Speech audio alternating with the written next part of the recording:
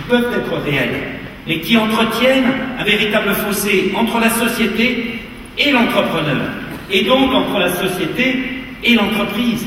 Eh bien, avec ce régime de l'auto-entrepreneur, ce qui est merveilleux, c'est qu'il permet à tout le monde, à chacune et à chacun des Français, de devenir entrepreneur. Et donc, d'une certaine manière, il en finit avec cette coupure, avec ce fossé entre l'entreprise et les Français. Il est porteur, et c'est en cela qu'il est porteur d'une révolution culturelle, il est porteur de la réconciliation générale entre les entreprises et l'opinion publique. Et c'est la première révolution culturelle que porte ce régime de l'auto-entrepreneur. Il est porteur aussi d'une vraie révolution démocratique. Lorsque je disais qu'on pouvait démarrer une activité ou créer une activité en complément, en se déclarant auto-entrepreneur, eh bien, j'indiquais que la création d'activités, elle est ouverte à tous, quelle que soit son origine sociale, et c'est très important, quelle que soit son origine ethnique, son origine géographique, son origine sociologique, l'auto-entrepreneur permet d'entreprendre, et donc c'est une véritable démocratie qui s'instaure dans le monde de l'activité avec ce nouveau régime. C'est un régime démocratique parce qu'il prône et il institue l'égalité des chances. Puisque vous avez tous, aujourd'hui, la même chance d'entreprendre.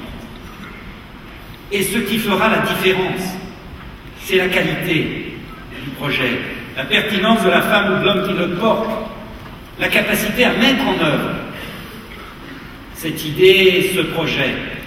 Et donc, ce statut met tout le monde sur le même plan, on est tous sur la même ligne de départ.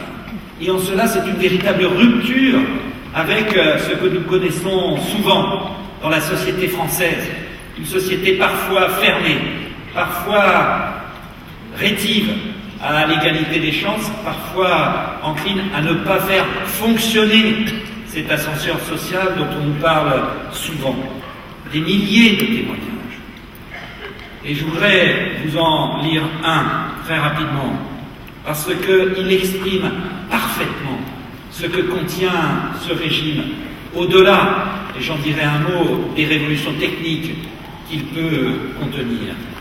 Je voudrais vous donner lecture d'un mail que j'ai reçu, qui est signé d'une femme, Jade N. Je ne sais pas si elle est dans la salle, mais son témoignage m'a beaucoup intéressé, ému bien sûr, mais intéressé. Elle m'écrit: veuve depuis peu, à presque 50 ans, mon avenir me semblait désespéré. 800 € de pension de réversion, pas de perspective d'avenir, car on embauche rarement une femme de 50 ans, surtout lorsqu'elle n'a jamais travaillé et qu'elle n'a fait que suivre son époux en France ou à l'étranger en fonction de ses mutations. Je me suis déclaré auto-entrepreneur fin décembre, début janvier, et mi-janvier, j'ai commencé mon activité. Je propose mes modèles de broderie. J'ai gagné 50 €. Ça peut faire sourire. Mais lorsqu'on a 800 € par mois pour vivre, ces 50 € représentent une bouffée d'oxygène inespérée. De plus, je les gagne en toute légalité, puisque maintenant j'ai un statut pour pouvoir travailler. Je sais bien que mon activité ne m'apportera jamais, et elle est lucide, un vrai salaire. Mais elle m'apporte plus que ça. Elle me redonne un peu de dignité. J'ai maintenant une fonction, des espoirs et une raison de me lever le matin pour essayer de faire mieux que la veille. Voilà ce témoignage, et je voulais vous dire que ce témoignage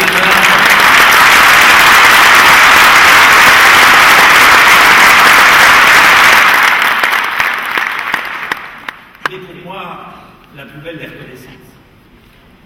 Alors maintenant, ce statut de l'auto-entrepreneur, il est porteur, et vous le savez, les uns et les autres, il est porteur d'une vraie révolution technique. Aujourd'hui, sur les 43 000 auto-entrepreneurs, les 2 tiers se sont inscrits en ligne. Cette inscription en ligne, elle est révolutionnaire dans notre pays, que l'on puisse s'inscrire en ligne de manière dématérialisée pour exercer une activité est aujourd'hui une première dans notre pays, et c'est en cela d'abord une première révolution.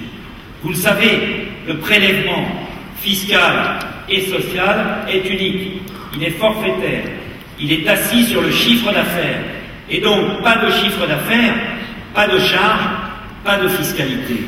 C'est en cela aussi une révolution qui a été demandée depuis des années et que nous mettons en œuvre avec ce régime de l'auto-entrepreneur.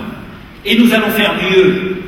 J'ai annoncé ce matin avec le concours du ministre de la fonction publique que nous allions assouplir le statut des fonctionnaires pour leur permettre, comme à tous les autres, d'exercer, s'ils le souhaitent, une activité complémentaire avec l'autorisation, bien sûr, de leur administration. Et cela, je dois le dire, est très important parce qu'il y a des milliers et des milliers, et je voudrais le souligner devant vous, de fonctionnaires qui souhaitent exercer en complément une activité. Et puis, nous allons, et là je voudrais remercier et féliciter Marianne Vac d'avoir attiré notre attention là-dessus, dire que nous allons permettre à tous les chômeurs titulaires de l'ACRE de pouvoir devenir auto-entrepreneurs à part entière, avec un statut adapté et un prélèvement forfaitaire adapté qui leur permettra de toucher l'ACRE, de toucher les avantages de l'ACRE et d'avoir un prélèvement. Nous sommes en train de calculer le taux de ce prélèvement, mais c'est encore une véritable avancée. Je voudrais terminer sur cette dernière révolution technique que nous allons mettre en œuvre dans le courant du mois de février et qui sera donnée de devenir auto-entrepreneur à tous les professionnels libéraux des professions non réglementées.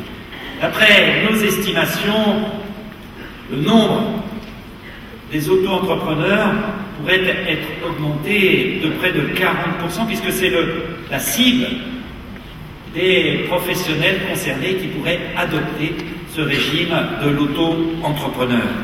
Et donc, dans le courant du mois de février, les professionnels libéraux pourront s'inscrire en ligne sur le site l'auto-entrepreneur.fr. Je voulais vous le dire parce que c'est une demande forte, c'est une demande légitime, c'est une demande, moi, qui m'importe énormément. Je peux comprendre les inquiétudes de telle ou telle profession. Et le président des chambres de métiers a soulevé telle ou telle inquiétude. Mais il faut qu'il sache que sur ces 43 000 auto-entrepreneurs, seule une minorité ressort de son statut de l'artisanat. Et donc il y a dans la société française des réserves de productivité, des réserves de croissance, des réserves d'énergie qui dépassent le simple statut catégoriel de tel ou tel et qui sont une véritable réponse à la crise. Alors, voilà ce que je voulais vous dire en liminaire de ce rassemblement. J'ai volontairement évacué les questions trop techniques auxquelles nous allons maintenant les uns et les autres répondre. Et je voudrais que vous touchiez du doigt que, en créant votre activité, en développant celle-ci, eh bien, vous participez à cette résistance à la crise et vous êtes certainement ceux qui sont aux postes les plus avancés de cette résistance à la crise. C'est en tout cas ma conviction et vous verrez, à la fin de l'année, nous serons 300 000, nous serons peut-être 400 000, j'en suis convaincu, et nous pourrons ainsi apporter, à côté de la réponse de l'État, à côté de la réponse des pouvoirs publics, la réponse de la société civile, de toutes les Françaises et de tous les Français qui ne désespèrent pas d'eux-mêmes et qui croient en eux.